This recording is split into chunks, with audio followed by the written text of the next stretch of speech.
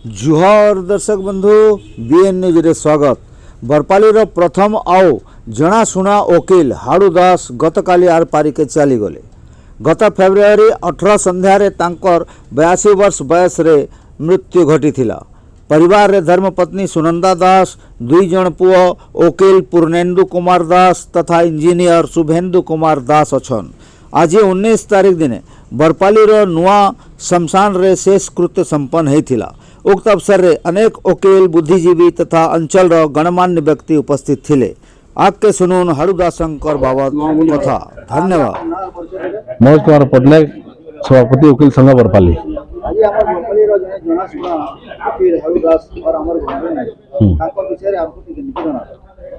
हाड़ूदास वकील से जड़े स्पष्टवादी वकील थिले। आउ गणेश मंदिर बरपाली मुख्य पूजक भी थिले। आउ भारतीय स्टेट बैंक बरपाली शाखार से वकील भी थिले।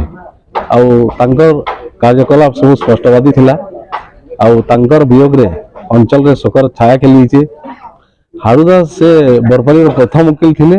आउ जेते बेले बरपाली रे कोर्ट ने थे बरगढ़ रे तांकर वकीलाती जीवन आरंभ करथिले। आज आपण आसीछन बरपाली स्मशान। हमर बरपाली जनाशुना सबुठारु पुराना प्रथम वकील बरपाली हाड़ूदास पटनायक।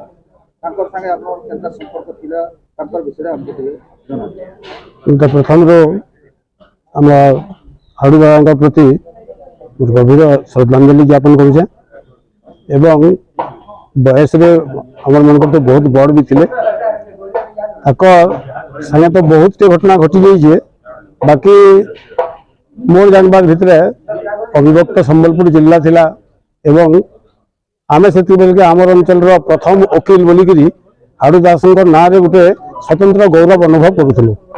एवं एडवोकेट हिसाब से सब बड़ स्वतंत्र थिला। मुई भी मोर गोटे अनेक समय केस लगे परामर्श लगे जाइए। से जेन केस गोटे लोग तो भूल कर हारी जा लगवा उचित नुहे से लगवा से स्पष्ट भाव में कहीचन।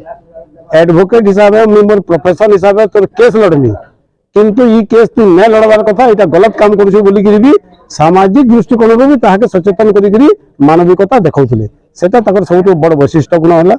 एवं राजनीति क्षेत्र में भी मोर जानबार भितर ये कांग्रेस दल रे बहुत ओतप्रोत भाव में जड़ित थे।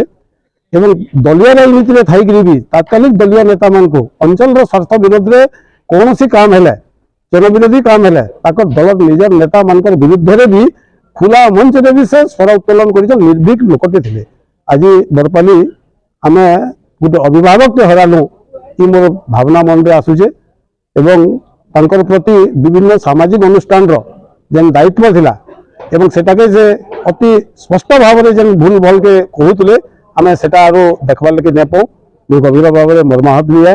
एवं तांकर प्रति मुझे गभीर श्रद्धांजलि पुणी थे ज्ञापन कर स्वर्गत आत्मार सद्गति कामना करुचे।